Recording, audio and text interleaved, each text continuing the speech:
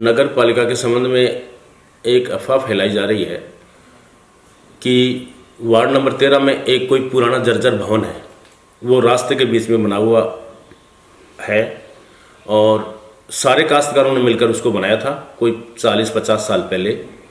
उस समय आवश्यकता थी क्योंकि बिजली चलाने के लिए गुमटी होती है, उस गुमटी का निर्माण कराया था, सारे काश्तकारों ने मिलकर कराया था और वो रास्ते के बीच में उस समय गुमटी का उस समय ज़रूरत थी, उस समय करा लिया था, लेकिन आज वो जर्जर अवस्था में एकदम हो गई है, उसके गिरने की पूरी संभावनाएं हो गई हैं। वो उसके पास से जो पगडंडी का रास्ता जा रहा है उस पर किसी पत्थर गिरकर किसी आदमी को नुकसान हो सकता है, वो गुमटी कुएं में भी गिर सकती है और उस गुमटी के आगे 5 परिवार रहते हैं।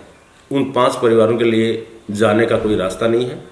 उन 5 परिवारों में से ही एक मुकेश कुमार सैनी ने नगर पालिका में प्रार्थना पत्र दिया था कि हमारे रास्ते के बीच में जर्जर भवन है, उससे कभी भी कोई दुर्घटना हो सकती है, तो उसको गिराया जाए। उसके लिए हमने तकनीकी इंजीनियर की सहायता ली, उन्होंने अपनी रिपोर्ट दी और रिपोर्ट में उस भवन को जर्जर माना।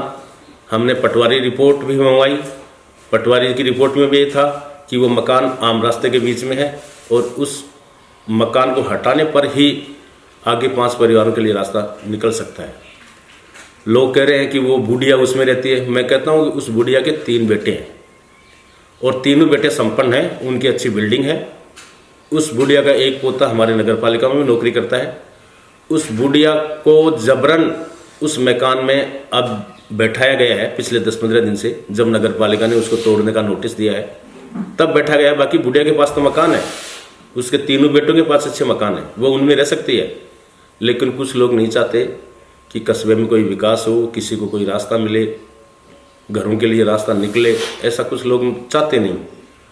तो उन लोगों ने ये बिना मतलब का बखेड़ा खड़ा किया है कि बुढ़िया का मकान है उसको तोड़ा जा रहा है, बल्कि वो बुढ़िया का मकान नहीं है। उसमें कम से कम आज 10-20 लोगों के कम से कम शेयर होल्डर हैं।